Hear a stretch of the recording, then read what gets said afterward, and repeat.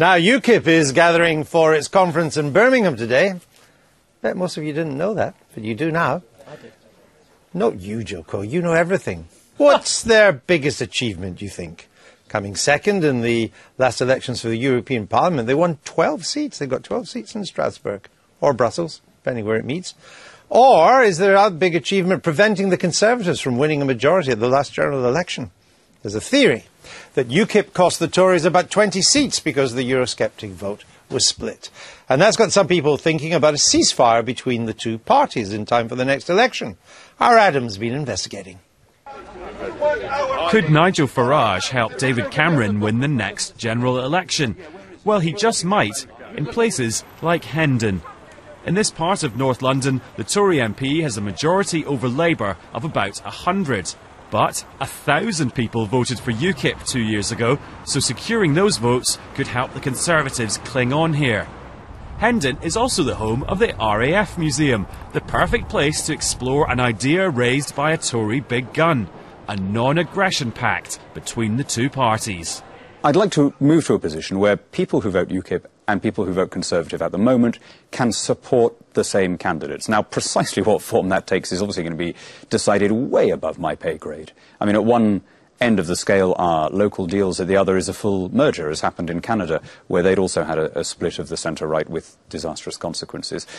In a way, that's kind of secondary. The important thing is to get the policy right, which is trusting the people to have a say on this vital issue. But there are some big factors that might stop that idea getting off the ground, such as, what if Ukip voters don't automatically become Conservative voters? There's evidence to suggest some of them would switch their support to other parties instead, which would do the Tories no favours at all. And then what if tying up with Ukip actually puts off other people and it ends up costing the Conservatives votes? And what if too few people in either party really want to go through with it? The idea of a pact doesn't appeal to UKIP's newest recruit, who was unveiled this week, Lord Stevens. He was kicked out of the Tories in the mid-2000s for writing a letter urging people to vote for UKIP. I think the problem the Conservatives have is that UKIP is now becoming a serious political party, and I'm not necessarily sure that UKIP would agree with it. And what would the promise be? An in-out referendum? Well, the Conservatives already agreed to have a referendum on Lisbon, and when they came to power, they tore up that agreement and said that circumstances had changed. So it's unlikely the UKIP battle bus will be dishing out Conservative leaflets anytime soon.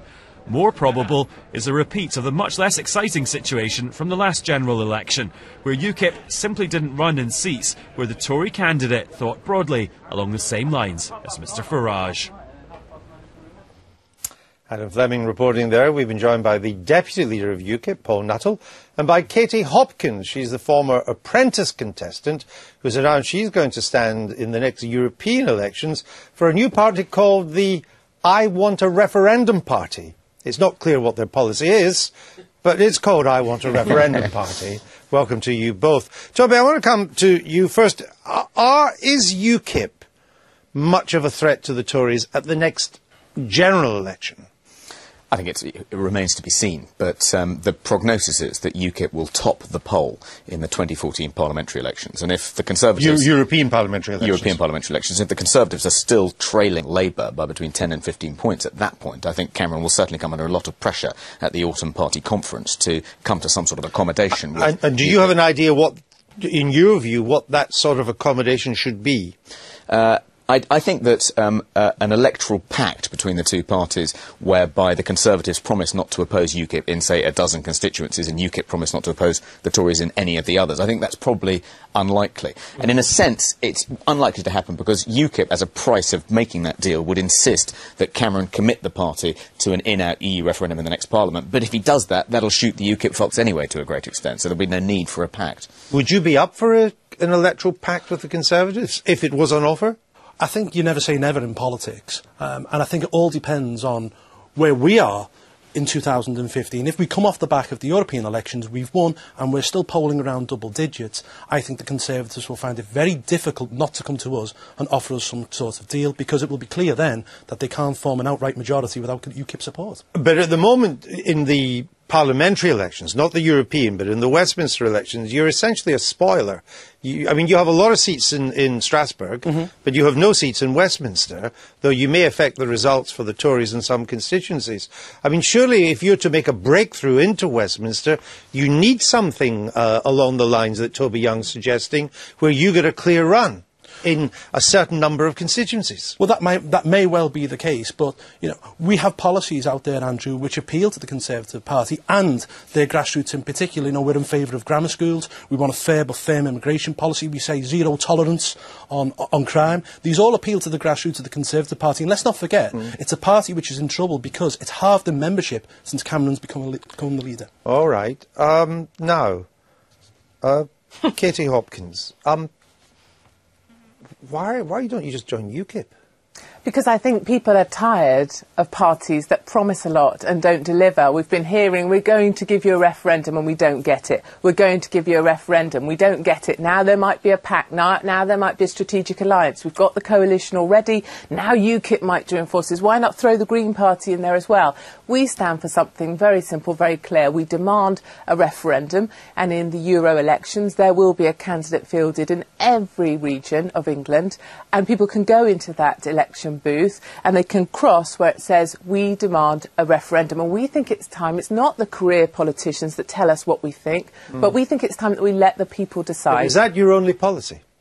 No, it's not our only policy at all. We're fighting on much broader issues as well. Things like traveller sites. We're fighting for small businesses to obtain grant funding. We're fighting on all number of levels. So you like UKIP then? You've got other policies too? We have got other policies too, of course, but our point is that we are a very clear choice. People have said, 30% in the latest YouGov poll, that they would prefer to have a group of people, a movement that is solely for we demand a referendum, and that's what we're going to provide. Let me ring Toby and then you, Paul. Well, I mean, I completely sympathise with Katie's cause. I'm a Eurosceptic, but because of that, I don't think what you're proposing is a good idea. I mean, I want UKIP to top the poll in 2014 in the European elections, to put as much pressure as possible on our two major parties. If you're fielding candidates against UKIP in these constituencies during the European election, you're going to divide the anti-EU vote. This is a very political party kind of perspective that you've both got, because I see you shaking your head as well. But what I would say is that I'm much more representative of what people are doing on their sofas. Just become Nigel Farage's apprentice. More fun than being Alan Sugar's apprentice. I don't want to be his apprentice. Thank you very much. Katie, this is a bit of, the People's Front of Judea and the Judean People's Front, and I will put it to you, that actually if you're fighting for a referendum, you're fighting the wrong elections, because if you fight European elections, MEPs can't force a referendum. You have to do it domestically, and that's why UKIP is... You know what, sometimes with my children, if I don't want to hear the answer to the question, because I know I'm not going to like it, I don't ask the question. MEPs can't force a referendum. And I think that's exactly what we've got here. People don't want to ask the question. You both want the same thing, but you're splitting the Eurosceptic in-out referendum vote. We're not ever getting a How long have UKIP been around? Have we seen a referendum from them yet? We've just delivered another batch of 100,000 signatures to Parliament. We've got the largest mobile network of supporters, and we're fed up with waiting for these guys. We want a referendum, and we want it before the next general election, and that's what we're going to deliver. Well, Katie, you can deliver as many signatures to Downing Street as you like. It's pie in the sky. The only way you're going to force a referendum is either by hurting a political party in the ballot box and fighting domestic elections. In the ballot box, 2014, people will be able to go in there very clearly and mark, I want a referendum. Katie said that one reason for doing this was to enable people to clearly indicate they wanted an in-out EU referendum. They can do that anyway by signing a pledge to vote for whichever candidate supports that policy. You should support that pledge. That's a great campaign and it has bipartisan support, not throw up a spoiler to UKIP, who we want to win in 2014. Are you worried that this new lot are moving into your space? Vaguely, but we've seen it all before. I think we had 7 anti-EU parties standing in the last European elections. We went on and finished second. It isn't really going to make that much of a difference. When we're campaigning, I don't wish to join UKIP. When we're campaigning in the streets, we have queues of people waiting to sign up. We have queues of people wanting to join it, and we have queues of people, 6 out of 10 people saying we want a referendum. Why didn't you just mount a takeover of UKIP? takeover of UKIP. You just need a double-decker bus full of people. Because they and you haven't can do delivered. it. The bottom line is UKIP have not delivered. They talk a lot, we see them a lot, we hear them a lot, but you we both don't want the deliver. same thing. Where's You the both want the referendum? same thing. Where's the referendum that they've delivered to us in They the haven't time won that they've been enough around? elections to get Well, there. indeed. Elections that it's taken And that's 20 why years we to need get a now. new phase, a new group of people, What a will new you movement achieve? to do this. How will you be able to do it more effectively than we can, UKIP? unlike UKIP, we can have cross-party support. So it's not about what party you belong to. Cross-party, you can come and join this movement. I want a referendum. We demand a referendum. And it's time we let the people decide. It's not about career politicians. It's about the people. What are you going to do about this? Well, to be perfectly honest with you, as I said before, we've seen it all before. We've had splinter groups in the past. We've had spoilers in the European elections. It hasn't really stopped UKIP because our brand is too big. We're polling around double digits at the moment. And all likelihood, we'll go on and we'll win 2014 European Are there elections. going to be wherever many? it stands on. Are there going to be many Tories like you, Toby Young, saying that they want UKIP to come head of the polls in the European elections? Probably not that unusual. If you look at the people who've defected from the Conservative Party since the last general election, quite a few of them have defected to UKIP, and it's precisely on that issue. That's the reason for their defecting. I mean, it depends what the Conservative Party's policy is about the EU going into the European elections in 2014. But if by that point Cameron isn't committed to an in-out EU referendum, then yes, I'll be voting UKIP. And let's not forget, we have to be very careful with the referendum issue because there has to be checks and balances. Who writes the question? And obviously the money involved. I mean, I was out in Ireland for the last referendum earlier this year, and the Yes campaign outspent the No campaign by 20-fold because the EU was pouring in money. We cannot allow that to happen again because what will happen is a repeat of 1975. All right. Paul Nuttall and Katie Hopkins, thank you for joining us. Thank you. And it's at this point we say you're